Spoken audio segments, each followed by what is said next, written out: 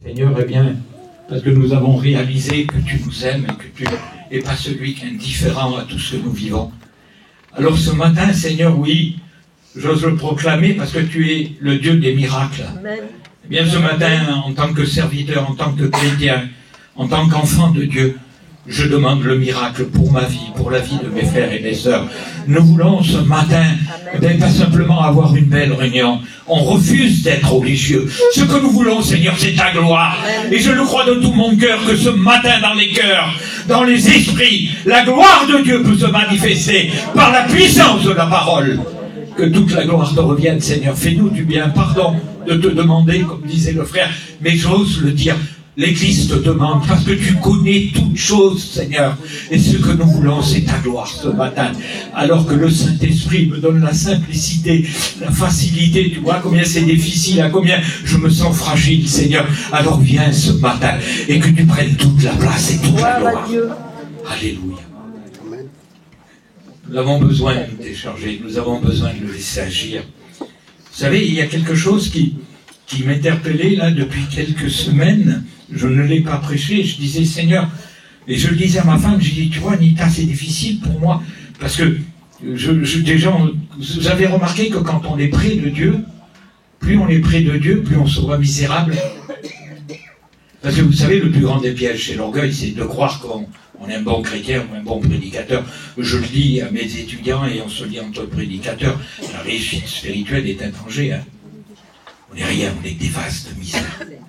Ce qui est important, c'est lui, en nous.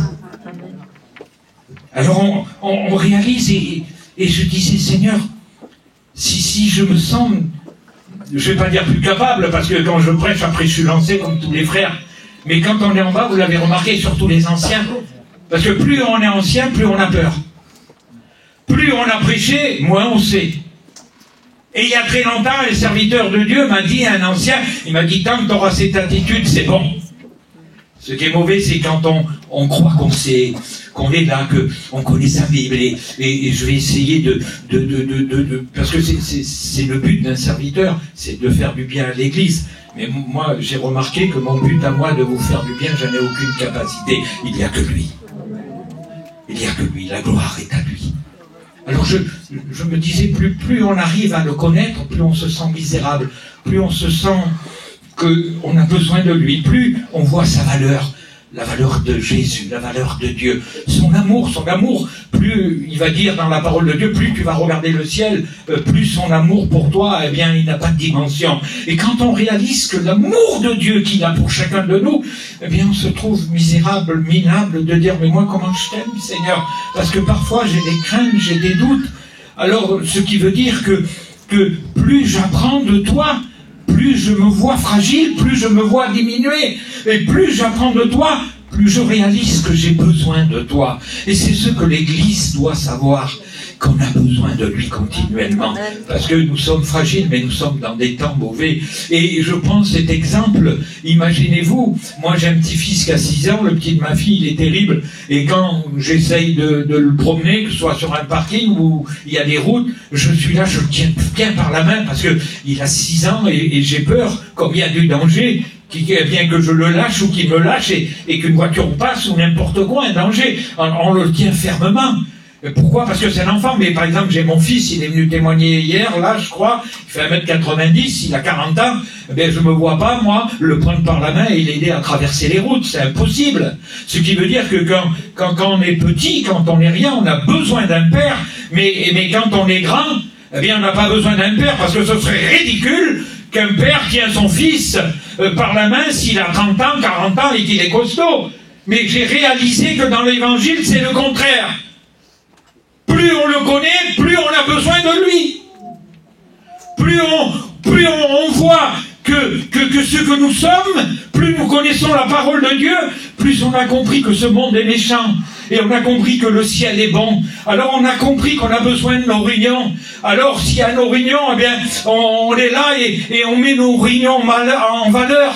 que ce soit la réunion de prière, que ce soit la réunion d'évangélisation, on a compris qu'on est participant de l'œuvre. Alors on dit non, si on m'invite à manger, ça se passe comme ça chez nous à Bordeaux, vous ne me poucavez pas. Eh bien on est là, on néglige des fois pour des repas d'amis, des repas familiales ou des restos, nos réunions qu'il y a là. Et je le sais bien, moi, chez moi, quand on est au culte, on a une église, chez moi là-bas, elle est à peine 1 kilomètre de moi. Eh bien cette église, elle contient à peu près 700 personnes. Le dimanche, c'est plein, mais vous allez aux réunions de prière, eh bien c'est vide. Vous allez aux réunions d'évangélisation, il y a très peu de monde. Alors on dirait qu'on est des chrétiens du dimanche. Non, non, aujourd'hui, plus on le connaît, plus on aime son œuvre.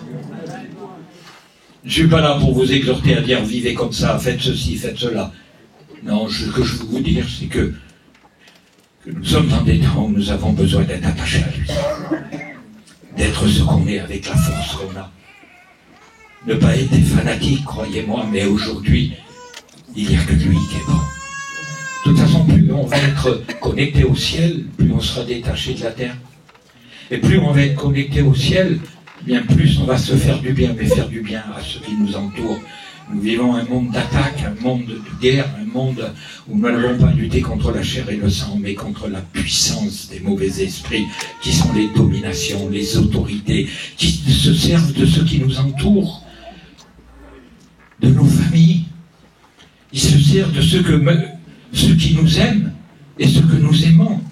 Parce que quand on n'est pas conduit par l'esprit, on est conduit par quoi? Par les ténèbres. Et aujourd'hui, il y a plein de conflits familiales, il y a plein de conflits dans les foyers. Les foyers, il y a des conflits qui sont énormes, qu'on ne comprend pas, parce que le péché est là, parce que celui qui est dans les ténèbres, eh bien, il est celui qui veut ternir la lumière de Christ. Alors on est là dans des confusions, on est là dans des combats, mais nous avons besoin de la sagesse de Dieu, de la gloire de Dieu, pour pouvoir avancer. Alors nous avons besoin de déposer nos fardeaux et de laisser faire l'esprit, parce que quand quelqu'un est conduit par l'esprit, la sagesse de Dieu, pas l'intelligence humaine, pas la connaissance, il ne faut pas la connaissance aujourd'hui, il faut l'esprit, parce que la connaissance peut nous faire naufrage avec cette cargaison je dirais, de connaissances. Non, aujourd'hui, mes frères et mes sœurs, il faut être conduit par l'esprit. Et ne vous inquiétez pas, vous ne serez pas des robots, vous serez... On n'est pas encore, je vous le dis, dans le ciel, on est sur la terre. Il y a des hommes qui avaient des connaissances, Seigneur. Et pourtant, quand j'ai vu ces hommes, je me disais, Seigneur, c'est un avertissement. C'est des personnes qui ont fait l'œuvre de Dieu, que Dieu a choisi. Je vous parle dans les chroniques, je regardais ça, je ne voudrais pas essayer d'être compliqué ce matin, mais j'ai peur. Vous savez de qui j'ai peur? J'ai peur de moi. J'ai peur de ma connaissance, j'ai peur du ministère que Dieu m'a confié. J'ai peur de tout ce qu'il y a eu dans toutes ces années où j'ai vu la gloire de Dieu. J'ai peur de cela, de croire que je suis solide, de croire que je peux y arriver. Et là, je rentre dans un domaine où le Saint-Esprit me dit « Pépino, t'es fragile. Tu as besoin de Dieu, tu as besoin de Jésus, tu as besoin de tes frères, tu as besoin d'aller aux réunions. Tu as besoin de lire ta Bible pour toi, pas pour avoir des messages. Tu as besoin de prier, de t'en aller un peu, une demi-heure, et de prier pas simplement pour ta fille, pas simplement pour j'ai beaucoup de familles, là, on a des gros cas, des juifs, on est là, on est de Bordeaux, on est monté, je ne peux pas vous dire. Mon cousin est rentré à 2-3 heures du matin, c'est très grave. On doit l'opérer, à Cochin. Très grave. J'ai une cousine, c'est très grave. Ma fille, demain, on va, et ça se passe très bien, je vous le dis, je loue Dieu, je remercie Dieu. Je m'en vais demain passer la journée à Arkman pour sa chimie encore. Il en a encore plein derrière. Mais j'ai besoin de me mettre à part. Et tu as besoin de te mettre à part. Pas simplement pour dire, tu vas bénir ma fille, tu vas bénir ma fille. Dieu l'a fait, je le sais. Je ne vais pas demander quelque chose que j'ai reçu. C'est pas de la folie, c'est de la foi. Parce que depuis le début, je sais comment c'est guidé. Et pourtant, je vous le dis, on a des petits problèmes. Je le dis, je n'énonce rien. Ceux qui sont dans les ténèbres nous font du mal. Son mari lui fait des misères, il est parti. Ça veut dire prier pour elle, pour son foyer. Mais rien de grave si vous voyez un garçon merveilleux. On ne devrait pas dire ces choses. Mais il dit, faites connaître vos besoins à l'Église. Voyez? Là, quand on est dans les chimios, lui, il fait des siennes.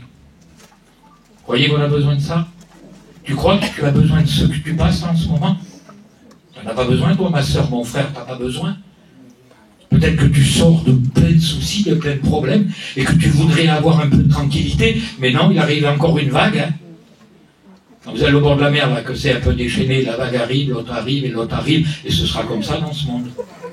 Ce qui veut dire qu'on a besoin de la gloire de Dieu. Et Dieu dit que même il dispose favorablement vos ennemis.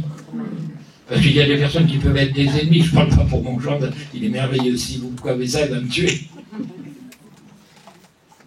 Nous, on est conduits par la lumière, ils sont conduits par les ténèbres, on est en combat. Croyez-vous qu'il n'est pas temps de dire, Seigneur, tu prends toute la place? Il y avait des rois qui avaient bien commencé. Je regardais cela, et je m'appuie que sur la parole de Dieu, parce que ce n'est pas les expériences qui nous donnent, vous savez, comme moi. Nous allons prendre un roi, c'est Asa, je vous disais, il était roi de Juda.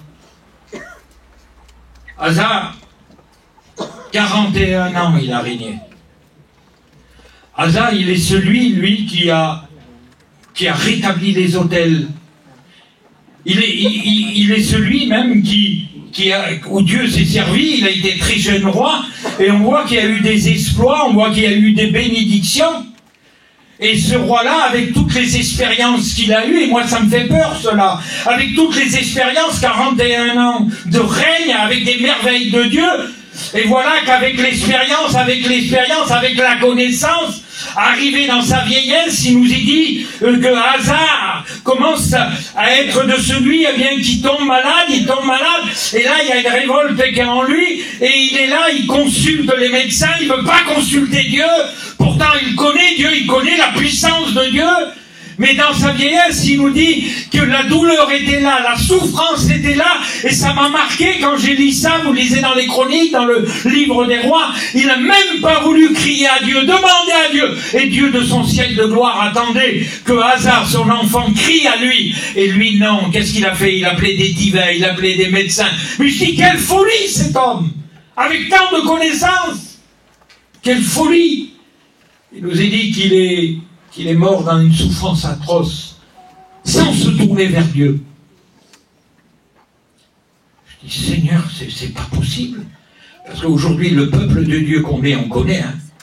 S'il y a plus de 70 ans, qu'on est même des chrétiens de 4 ans, de 5 ans, de 20 ans, on connaît la puissance de Dieu, on connaît la valeur de Dieu, on sait qui il est. Et on dirait que quand on arrive à le connaître de plus en plus, eh bien on s'appuie sur nous, sur nos désirs. Mais moi je crois que dans les temps qu'on est, il faut de tout entier se confier en lui. Il y a un homme qui a eu l'audace, c'est toujours conduit par l'esprit à tout ce qui est écrit. Lui, il a écrit des psaumes, le livre des cantiques, les livres des proverbes. Son père lui a dit, David, l'homme selon le cœur de Dieu, l'homme qui a payé ses désobéissances avec Bethléda et avec le dénombrement, il dit surtout mon fils Salomon. Déjà son nom, ça veut dire Shalom, paix. Salomon, sers-le, le Dieu que j'ai servi avec un cœur sans partage. Et tu réussiras, sers-le tout entier. Et lui demande la sagesse. Vous imaginez Salomon, Shalom? 2 fois Dieu lui est apparu, Seigneur. Imaginez-vous, il réclame pour le peuple la sagesse pour conduire le peuple. Dieu lui donne la richesse, Dieu lui donne tout. Dieu, le règne de Salomon, vous ne pouvez pas savoir. Vous ne pouvez pas savoir, c'est un homme, un roi, un des rois qui a été le plus prospère qu'il y a.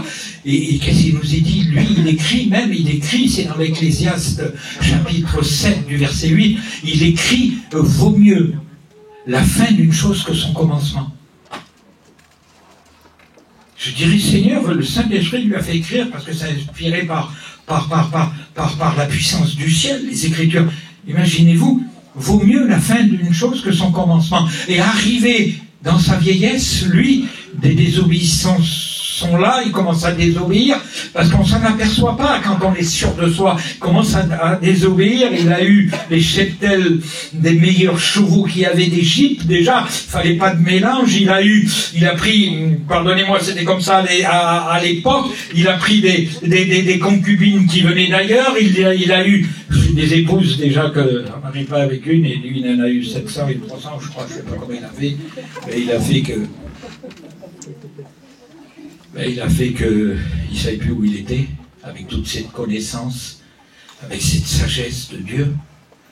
Lui qui a dit vaut mieux la fin que le commencement, il s'est mis à désobéir, à adorer des faux dieux, des astartés.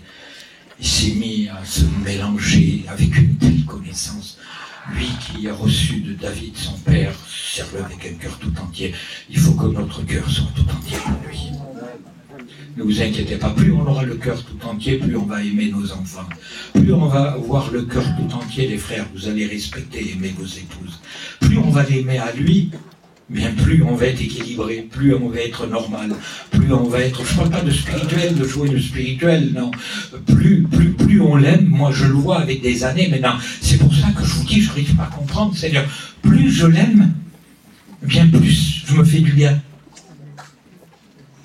Parce que vous croyez que être un homme et une femme de prière, c'est se faire du bien, parce que celui qui le fait pour les autres, il s'est trompé. Hein. C'est l'orgueil. Il faut le faire pour lui. C'est lui qu'il faut aimer. Quand on vient à la réunion, eh ben, il faut aimer la parole de Dieu, qu'importe le prédicateur qui prêche. Il faut dire, je viens pour toi, Jésus. Je viens parce que je m'attends pas simplement à beaucoup de paroles de toi, mais je m'attends à un mot de toi. Et je viens parce que je suis participant de ton œuvre. Je viens parce que je suis racheté. Je viens parce que j'ai rien à te donner. Je viens parce que tu es tout. Eh bien, Salomon, il a écrit ça, et pourtant, Salomon, on ne sait pas, il n'y a pas de repentance, on ne sait pas s'il est perdu ou sauvé, on a scruté cela. Il est sûr qu'à cause de David, il y a eu beaucoup de personnes qui ont été rétablies et pardonnées, à cause de David. Pourtant David, croyez-moi, hein, il en avait fait une qui n'était pas jolie. Mais ce qu'il avait, David, de merveilleux, on le lit dans les psaumes, c'est qu'il avait une repentance réelle. C'est la repentance qui compte. On en parle très peu dans nos églises. On veut convertir les gens sans qu'ils se repentent. C'est impossible, les frères. Parce que tout le message de la parole de Dieu, repentez-vous, repentez-vous.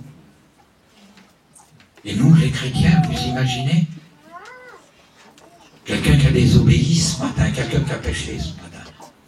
Moi, je ne fais pas lever les mains, je ne veux pas rien entendre, je n'ai pas de confession. Mais quelqu'un qui est là et qui sait qu'il a péché, ça arrive. Parce que celui qui ne pêche pas, il est menteur. Mais qui dit, Seigneur, avant de prendre sa sainte scène-là, je te demande pardon pour les paroles. Je te demande pardon pour l'action que j'ai eue. Ça peut arriver, hein. Et ça m'arrive à moi de demander pardon. Et souvent. Je ne vous parle pas que je pratique le péché. Hein. Mais quand on est près de lui, quand on a compris, mais vous avez remarqué, nos prières, ça ne va pas dire je te loue, je t'adore, envoie-moi là. C'est que Seigneur, quel amour tu es, quelle sainteté que tu es. Mais je suis ignoble d'être un enfant d'un Père si merveilleux. Mais je ne te mérite pas. Mais tu es mort pour moi. Et tu es ressuscité, et tu es là avec ton regard d'amour. Le regard d'amour, quand Pierre l'a renié 3 fois. Il nous est dit que le regard de Jésus sur Pierre, il en a pleuré amèrement. Ce qui veut dire presque en vomir. Parce qu'il n'y avait pas un regard de jugement de dire, tu vois Pierre, je te l'avais dit, toi qui voulais mourir pour moi, toi qui as pris l'épée, je te le dis maintenant, tu vois, tu m'as renié, je me suis pas trompé. Non, il a regardé avec un regard d'amour, en voulant dire, je comprends Pierre, tu as eu peur de la petite servante, mais tu es là, tu m'as suivi de loin, et tu es là, tu hésites, et même tu as juré que tu ne me connaissais pas. Mais je te comprends Pierre, parce que tu es humain, mais moi je suis divin, mais moi je t'aime. Quand quelqu'un vient là et qu'il a ce dialogue, et qui dit « Pardon, Seigneur, j'ai eu cette mauvaise action » ou « Pardon, j'ai eu des mauvaises pensées » ou « Pardon, j'ai pas été, je dirais, comme ta parole me l'enseigne. Je te demande pardon, Seigneur. » Et là, le ciel se réjouit et tu es rétabli. Vous voyez pas le bonheur qu'on a? Le bonheur qu'on a tant qu'on a un souffle de vie. Il y a le pardon de Dieu pour chacun de nous. Parce que Dieu est pardon, Dieu est amour. L'amour de Dieu, vous ne pouvez pas savoir, je le vois de plus en plus. Je le vois de plus en plus, même pour nos familles inconverties. Je l'ai vu, moi, pour des gens qui étaient dans l'alcool, pour des gens qui étaient dans la drogue. J'ai beaucoup travaillé dans les hôpitaux et je me suis occupé de gens, des gens que vous ne pouvez pas miser sur eux. Et je vous le dis en tant que prédicateur, l'amour de Dieu qu'il y avait pour ces pécheurs jusqu'à la fin. Dieu voulait qu'ils se repentent, Dieu voulait les sauver. Et espoir pour ceux qui sont dans les ténèbres, mon frère et ma sœur. Si tu as un mari qui ne veut pas de Dieu, si tu as un mari qui est dans l'alcool, ou même dans la drogue, ou des enfants, et espoir, parce que Dieu t'a choisi, pas simplement pour toi, parce qu'il veut sauver ta demeure. Et espoir, sois fidèle, aime-le, donne-lui toute la place, n'aie pas confiance en toi, aie confiance en lui, ça s'appelle de la foi. Oh, si on aurait un tout petit peu de foi, il est dit que tout se déchirerait, que tout serait basculé. Il est dit que les ténèbres partiraient et que la lumière viendrait. Nous avons besoin de l'admirer. Nous avons besoin de miracles dans notre peuple. Les miracles, c'est la conversion. C'est pas simplement une guérison. Nous avons besoin de voir des gens qui sont brisés. Je sais de quoi je vous parle. Je ne voulais pas de Dieu. J'en voulais pas. Et Dieu m'a brisé. Les frères peuvent le témoigner. Dieu est puissant et rempli d'amour. Et je le crois, s'il y a tellement de maladies, tellement de fracas dans le monde entier. Je ne vous parle pas politiquement. Le monde est en train de se déchirer. Mais on voit que dans notre peuple, il y a de la misère de partout. À Paris, dans le Midi, de partout. J'ai de la famille de partout. On voit que les foyers sont brisés. Et je ne veux pas simplement dire, Seigneur, fais ceci. Mais Seigneur, si le diable fait tant de dégâts, mets ta gloire dans notre peuple. Parce que tu nous as choisis. Il va y avoir la gloire de Dieu dans ton peuple. Dans ton foyer. La gloire de Dieu dans mon foyer. J'y crois, je la vois venir. Je vois des conversions comme c'est pas possible. Mon fils qui vous a témoigné à 40 ans, 39 ans, il s'est donné à Dieu. J'y croyais plus. Un garçon qui était merveilleux, mais qui aimait bien l'alcool et le mauvais travail. Il a été brisé tout seul. J'ai pas eu besoin d'appeler mes copains qui prient pour lui. Il est parti, il a été élevé dans les choses de Dieu. Et quand on élève nos enfants dans les choses de Dieu, ou quand une sœur est là et que son mari veut pas de Dieu, sais-tu que c'est la lumière de Christ qui est dans le foyer. Tôt ou tard, il va basculer. Il a dit que tout genou fléchira. Ça m'est arrivé à mon fils. Il n'y a pas longtemps, il y a 2 ans. J'ai un neveu, j'ai laissé un neveu. Je me laisse conduire, les frères. J'ai un neveu, vous ne pouvez pas savoir. Mon frère n'est plus là. Je ne vais pas dire que j'ai la charge. C'est un garçon il arrive aux 50 ans. Il est horrible. Il nous rend fous. Dernièrement, son foyer brisé. Une femme merveilleuse qui est chrétienne. Je lui dis, voilà, tu vois tout ce que tu fais. Il y a 5 jours. Il dit, je reprends ma femme. Je lui dis, va, mais demande pardon à ta femme. Et cherche Dieu. Sans Dieu, tu n'y arriveras pas. Et là, il y a 5 jours, son fils, qui est futur étudiant, prend son petit bébé d'1 mois avec sa femme. Il sort du terrain, là-bas, dans le Midi, à Tarascon. Il sort du terrain de son beau-père. Des gens qui avaient fait un mariage de notre peuple. Un gitane, il roulait vite. Il a pris en pleine face. Elle a été, elle, injectée de la voiture avec le petit bébé d'1 mois. La voiture en brisé en morceaux. Ils n'ont rien eu. Ils n'ont rien eu. Mon neveu, il dit, je dis, tu vois, tu perdais tout. On l'appelle Momo tellement qu'il est costaud. Tu perdais tout. Je dis, en plus, tu vois, il y a encore un signe. C'est un pauvre malheureux, mais c'était quelqu'un qui était plein d'alcool, parce que lui, il boit beaucoup. Je dis, je te dis pas de te convertir, mais tu devrais haïr l'alcool. Et derrière ça, il y a un plan de Dieu. Il y a un plan de Dieu. Et le garçon qui a fait l'accident est venu s'excuser parce qu'il savait échapper. Et il savait que c'était des calots, des voyageurs. Alors il avait peur des représailles, c'est des familles connues là-bas. Et celui-ci aussi. Peut-être qu'il peut rencontrer Dieu. Il y a des plans dans nos misères. Il y a des plans. Il y a des plans dans les misères de ton mari, peut-être. Moi, la première fois que j'ai lu la Bible, au lieu de m'amener mon jokin, il m'a amené une Bible. Quand j'avais un travail qui n'était pas la gloire de Dieu, et quand on a fait des travaux à la gloire de Dieu, on rentre en prison.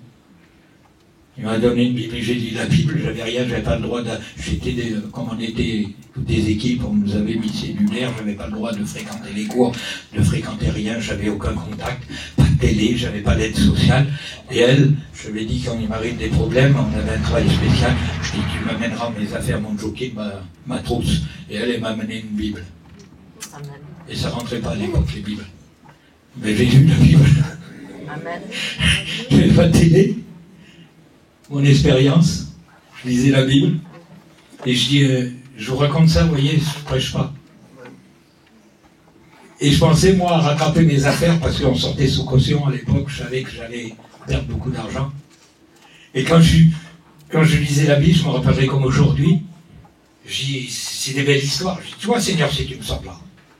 Je dis, si tu me sors là, ben, j'irai au Réunion, et même j'étais un chineur, je serais un chrétien. Et là, je me suis mis à rire. J'ai dit non, Seigneur, va vers ceux qui sont vrais. Moi, je suis un menteur. Je vais faire 1 an et demi. 2 jours après, j'étais dehors. Amen. J'ai rien compris. Je ne me suis pas converti, hein. Mais Dieu avait mis son amour, comme il met son amour sur ton fils, sur ton mari. Et aujourd'hui, je vous prêche l'évangile. Il ne faut pas avoir confiance en soi. Il ne faut pas faire des exploits. Salomon, dans sa vieillesse, on ne sait pas. Josias, 31 ans de règne, vous le lisez dans les chroniques. À 8 ans, il a été là. Ensuite, 12 ans après, il comprend. À peine à 20 ans, il est en train de détruire toutes les idoles, de défaire tout. Le livre de la loi, de la parole de Dieu est retrouvé. Qu'est-ce qu'il dit? Il proclame au peuple, il dit, ce Dieu, le véritable Dieu d'Israël, je veux que tout le monde, tout le peuple, hommes et femmes le suivent, soient fidèles. Vous voyez pas? Josias, l'homme de Dieu que c'est, il va rétablir la Pâque. Il fait une des plus grandes Pâques qu'aucun roi a fait.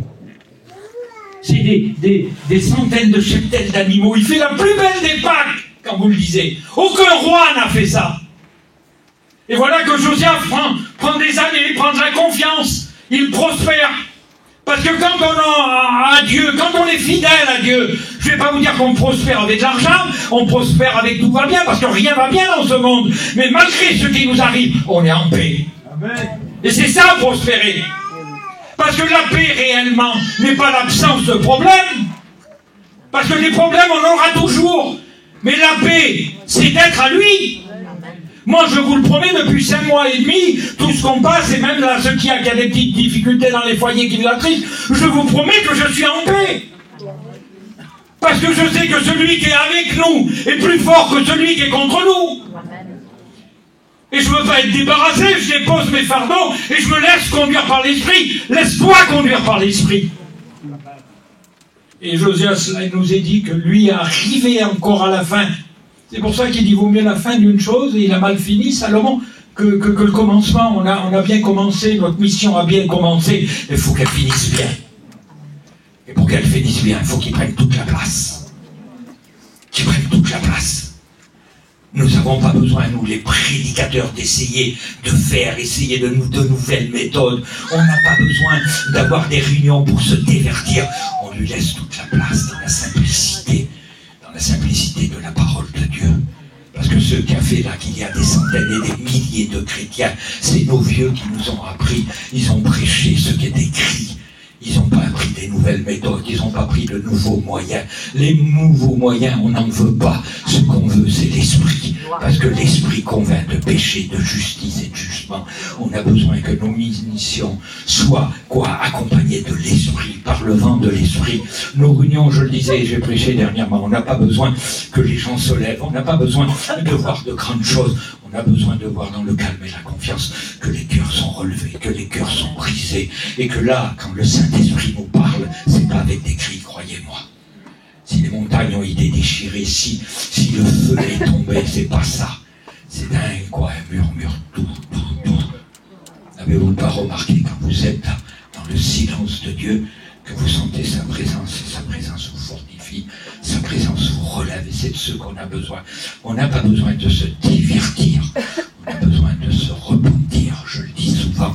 Et plus on est près de Dieu, plus on le réalise. Ou alors je suis spécial, moi. Plus je m'approche de Dieu, plus, Seigneur, je le contemple et je me sens petit. Plus j'ai envie de lui, j'ai envie des réunions, j'ai envie de lire ma parole de Dieu, j'ai envie de prier pour les frères qui prêchent, j'ai envie pour les autres. De toute façon, écoute-moi, ma sœur, plus tu prieras pour son œuvre, il sait ton besoin, il répondra. Amen. C'est simple, il dit vous demandez, écoutez, ça va loin même si on ferait un enseignement sur la prière, il dit vous priez mais vous priez mal. Parce que bien souvent on veut du résultat, nous, les valises, on ne veut pas les déposer dans la calèche, on veut les jeter nous dans le champ. Ça va pas. Il faut déposer où? Avec le Saint-Esprit. La calèche était conduite par le Saint-Esprit. Mais si tu prends ta valise là, que tu veux vider tout, tu videras rien, parce que dès que tu vas vider, le diable va re-remplir. Mais quand c'est fait par l'Esprit, quand c'est fait dans la volonté de Dieu, il ne touche pas. Je ne veux pas qu'on touche à mes enfants. Dieu ne veut pas qu'on touche à toi. Tu es une fille de Dieu. Tu es un fils de Dieu. Et Dieu nous aime. Il ne nous a pas sauvés pour rester loin de nous et pour dire débrouille-toi maintenant. Mais vous avez vu un père qui laisse débrouiller ses enfants? Quand tu as des garçons, ils sont grands. Bon, ben 21 ans, s'ils ont besoin de toi, même à 40 ans, tu verras que tu seras là, parce que toi, tu es un père. Et quand c'est ton enfant, eh ben c'est ton bébé. On est les bébés de Dieu, excusez-moi. On est des enfants. Pour ça qu'il a dit, redevenez comme des enfants. Ne faites pas comme Josias, que Josias, lui, il avait beaucoup d'expérience, il savait, il connaissait. Parce que plus on connaît, plus on connaît nos réunions. Vous n'avez pas remarqué aujourd'hui, oh la réunion, même on ose dire, c'est comme ça chez moi. Qui c'est qui prêche? Alors je dis moi des fois aux frères qui tiennent l'église, qui pas qui prêche. Vous dites rien. Alors il prêche un tel. Oh, Seigneur, ils viennent une demi-heure avant quand on fait mission, 700 personnes. Ils viennent pour l'autre qui prêche là. Béni soit Dieu pour les hommes consacrés, les hommes qu'on reçu. Béni soit Dieu. Je respecte cela. Mais non, tu viens parce qu'il y a l'œuvre de Dieu, qu'importe. Le frère, même s'il prêche, qu'il a des prédications courtes, ou que, bien sûr qu'il faut qu'il connaisse sa Bible, et qu'il ne vit pas dans le péché. Vous le savez bien. Mais ça ne dépend pas du perroquet qu'il y a là, parce que nous, on est des perroquets de la parole de Dieu.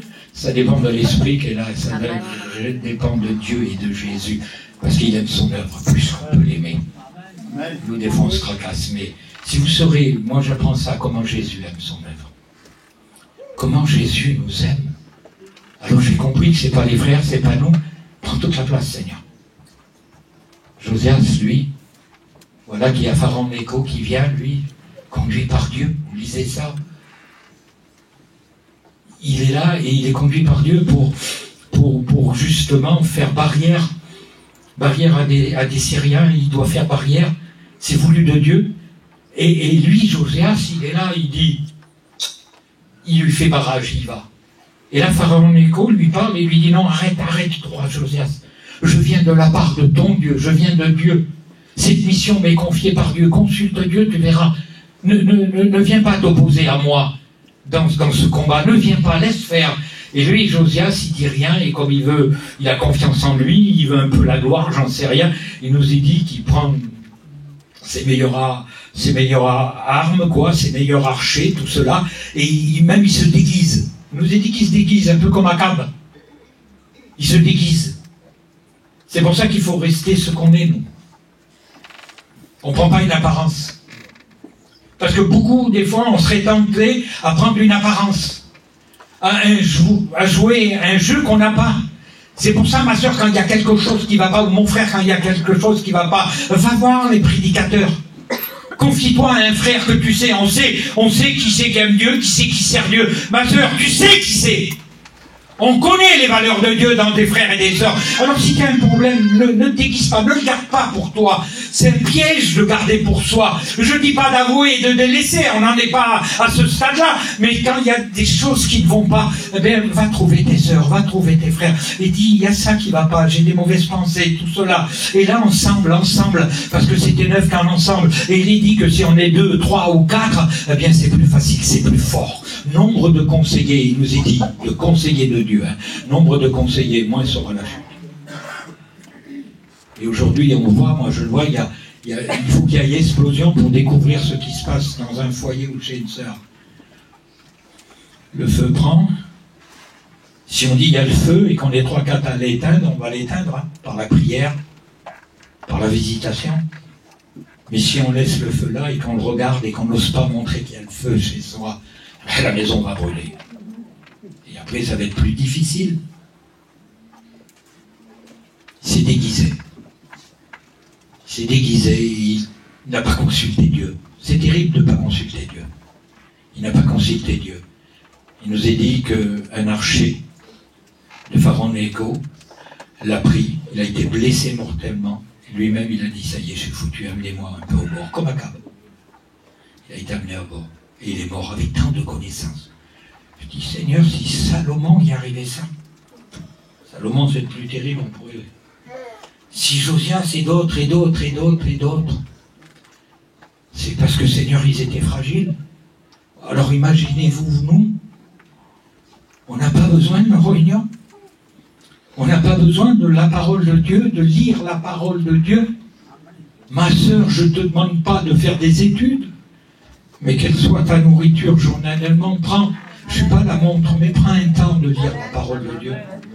Nous, les frères, on le sait, on lit parce qu'on en a besoin. On ne lit pas pour avoir une connaissance qui va éblouir les frères ou les sœurs, ou avoir des messages, parce que celui qui fabrique un message, il parle de Dieu, mais il parle à côté. Moi, je sais que j'ai mieux quand c'est lui qui parle. On a besoin. On a besoin de la lire. Je vous promets qu'on a besoin. Ça vous arrive pas, les frères, que moi, je sais que là, j'ai pas mal d'églises à visiter. Alors, je ne vais pas dire, je me mets en Dieu, et quand je lis, c'est pour moi. Bien souvent, ce qui me bénit que je lis, je ne le prêche pas. C'est pour moi. Et après, peut-être un mois ou un an, je ne sais pas, non, ça ne t'arrive pas, mon frère, hein? Et après, on les donne. C'est parce que c'est pour nous. Et je sais que le peuple de Dieu, avec le monde que nous vivons aujourd'hui, on n'a plus le temps. On n'a plus le temps, on est pris par le temps. Le matin se lève, que le soir est là. Le week-end arrive, que l'autre week-end arrive. Mais je le vis avec vous. On est pris. Et en plus, le diable, je ne parle pas pour ici, pour l'église, le diable met beaucoup d'activités au lieu de mettre de l'intimité. Surtout aux hommes, on travaille comme des bêtes. Ce nouveau métier vous fait rester dans les hauteurs, mais sur les toits, hein, pas dans les hauteurs avec Dieu, à la montagne. Moi, je le vois chez moi, ça se passe comme ça. Alors, c'est des heures et des heures et des heures de travail, on arrive, on est esquinté, et aujourd'hui, les sœurs, avant, on avait une caravane et un camion, les enfants tombaient dans les camions.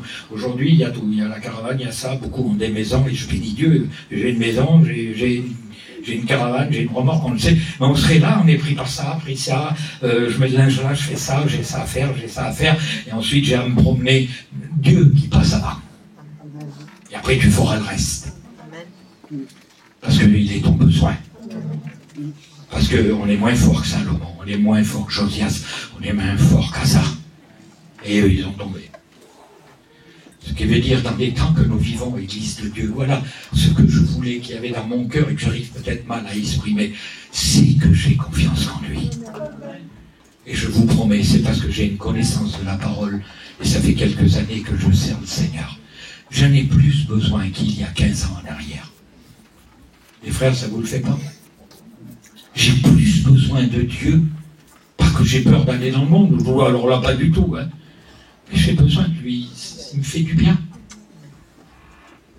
Et lui, il veut se régaler à faire du bien. Et je vais terminer avec ça, on termine. Regardez, c'est ce qui me tient, qui me donne vraiment. C'est la parole de Dieu, c'est... Seigneur, c'est... Regardez Isaïe 33. Il dit, je les ramènerai, c'est ce qui s'est passé pour ma vie, pour ta vie. Je les ferai habiter en sécurité. Jérémie, 33 du verset 38. Je les ferai habiter en sécurité. Ils seront à moi. Je serai leur Dieu. Je ne sais pas si vous voyez là, mais il ne peut pas y avoir une prédication plus belle. Je serai leur Dieu. Pépino, t'es à moi. Et je suis ton Dieu. Mais en étant ton Dieu, je suis ton Père. Et un père a une puissance pour celui qu'il aime. Un père a une puissance pour ses enfants. Je leur donnerai un cœur, un même cœur. C'est pour ça que l'Église doit avoir un même cœur. N'écoutons pas les voix de l'ennemi qui veut mettre des divisions, qui nous fait regarder un frère ou une sœur. Ne regardons pas la paille qu'il y a sur l'autre. Regardons plutôt la poutre qu'il y a dans notre vie. J'en donnerai un même cœur et surtout une même voix. Parce que ce qui est important, c'est la parole de Dieu. Tu as peu de puissance, mais tu as gardé ma parole. Ne prenez pas ce qui n'est pas écrit. Ne prenez pas des conseils humains, des moralités, des histoires. Ne prenez pas ça. Qu'est-ce qu'un homme peut conseiller à un autre? Mais si c'est fait avec la parole de Dieu, c'est vivant et puissant. Une même voix, afin qu'ils me craignent toujours. La crainte de Dieu, c'est pas la peur de Dieu. La crainte de Dieu, c'est Seigneur, moi, c'est ce que je vis. J'ai la crainte de me détacher de toi. J'ai la crainte que je ne suis pas abreuvé de ta parole. J'ai la crainte, j'ai pas confiance en moi, je me sens fragile. J'ai besoin de Dieu. J'ai besoin de mes frères. J'ai besoin de mes réunions. J'ai la crainte parce que je sens que détaché de toi, eh bien, je peux partir comme Salomon, je peux partir comme Asas. Si eux l'ont fait, comme Josias et tant d'autres, je peux être comme Samson qui a tué des centaines d'hommes, mais il a eu confiance en lui et il a fini comment? Aveugle et écroulé par quoi? Eh bien, par le temple. Je veux pas être comme ça, Seigneur. Je veux être de celui qui est là. Je veux avoir cette crainte que toi, c'est pas simplement tu m'aimes, mais toi, tu me veilles, toi, tu es fort. Enfin, qu'ils me craignent toujours. Écoutez ça. Pour leur bonheur est celui de leurs enfants. On est des responsables, l'Église de Dieu. Selon la vie qu'on aura avec lui, il y aura du bonheur pour nos enfants. Même si le diable les tient. N'ayez pas peur. Il a tenu mon fils jusqu'à 39 ans.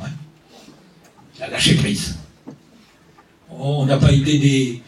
Ouais, mon épouse des chrétiens formidables. On n'a pas été des super spirituels. On est à lui, ça suffit, soit à lui, ça suffit. Pour le bonheur de leurs enfants. Je traiterai avec eux une alliance éternelle. Si toi tu demeures infidèle, moi je demeure fidèle, il dit. Je me détournerai plus d'eux, il se détournera plus de nous. Malgré qu'il y a eu des... J'ai vu un frère hier, il a eu des problèmes de santé, je vous dis pas où, c'est un Parisien. Je parle avec lui, il m'a dit je suis un rétrograde, je dis pas ça. Je dis t'es simplement un enfant qui désobéit à son père. Il dit, je suis rétrograde, il dit, je suis mal là, j'ai eu plein de soucis dans ma vie, un homme très bien, je ne dis pas son nom. Je dis, tu sais que Dieu t'aime et tu vas à lui quand tu veux. Hein. Il est un père. Je dis, t'as des fils? Il dit, oui. Il dit, j'ai plusieurs garçons. Je ne vous donne pas de piste pour savoir qui c'est.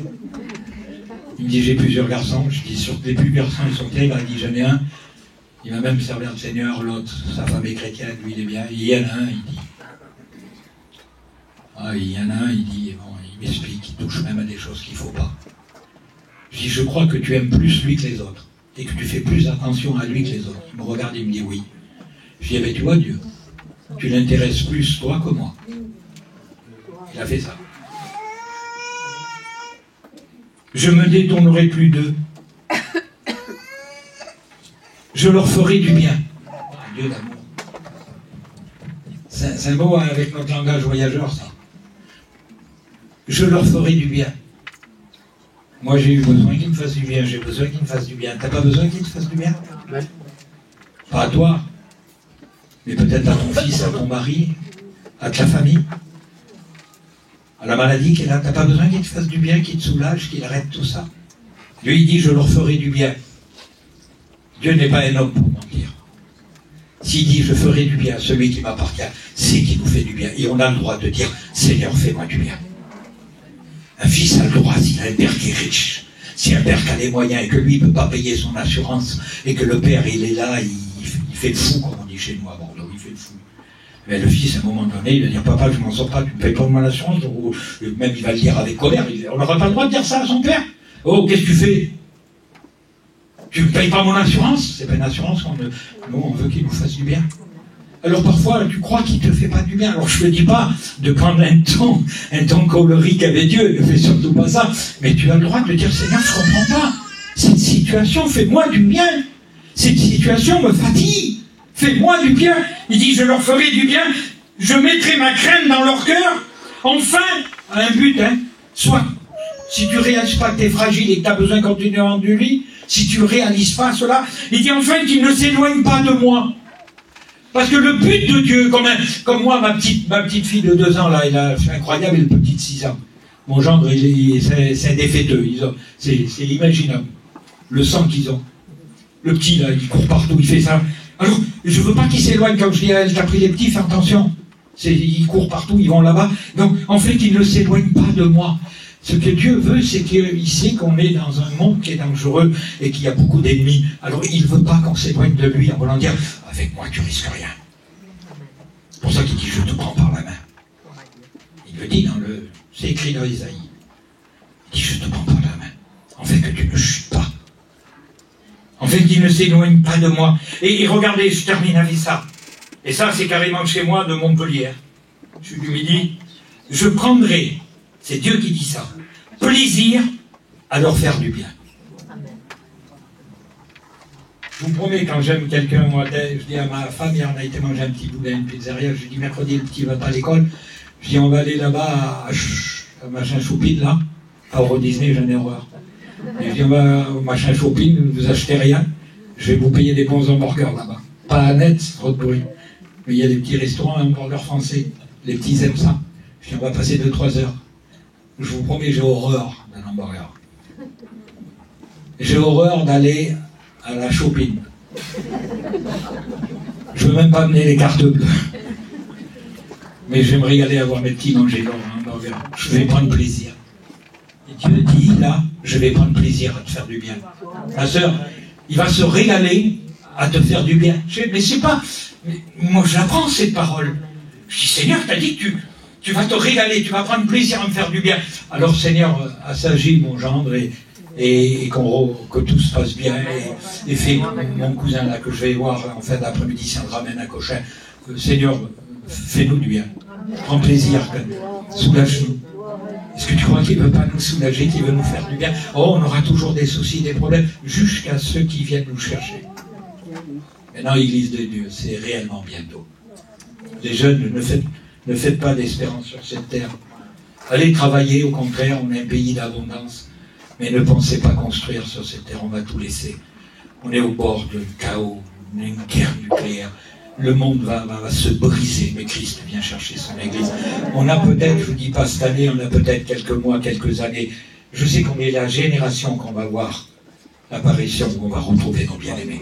On ne sera pas défoncé. C'est maintenant, vous avez bien vu, les nations le disent. Pourquoi il dit dans le psaume 46, arrêtez et sachez que je suis Dieu. Je domine le ciel, je domine la terre. Est-ce qu'on laisse dominer nos foyers? Je te rends grâce, Seigneur. Combien je réalise que plus on te connaît, plus on voit notre région. Plus on te connaît, plus on a besoin de toi. On est heureux, Jésus. On est heureux parce qu'on est choisi du ciel. On est heureux parce que ce n'est pas nos capacités, ce n'est pas notre noblesse, notre gentillesse. C'est ton amour qui est venu nous sauver. Pour certains, pour moi-même, je ne valais rien, j'avais aucune qualité, tu n'as pas regardé à cela. À combien j'ai espoir pour ma famille qui est dans les ténèbres? À combien j'ai espoir pour celui qui est dans l'alcool, celui qui est dans la drogue? À combien j'ai espoir pour celui qui est dans l'orgueil? Parce que tu reviens bientôt et je sais que ta puissance va se manifester dans les foyers et que toute la gloire te revienne. Merci Jésus. Alléluia.